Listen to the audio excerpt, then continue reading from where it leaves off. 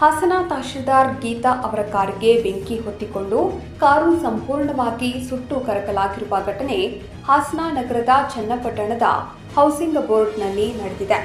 ಹಾಸನ ತಹಶೀಲ್ದಾರ್ ಗೀತಾ ಅವರು ತಮ್ಮ ಮನೆಯ ಮುಂದೆ ನಿಲ್ಲಿಸಿದ್ದ ಕಾರಿಗೆ ಬೆಂಕಿ ಹೊತ್ತಿಕೊಂಡಿದೆ.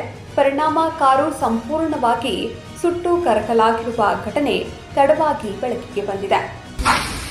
पेट्रोल गाड़ी वो कैसे अंदर लगी मालूम नहीं हो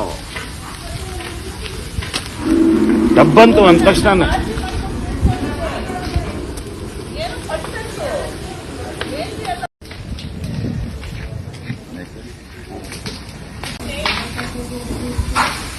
पेट्रोल गाड़ी वो कैसे अंदर लगी मालूम नहीं हो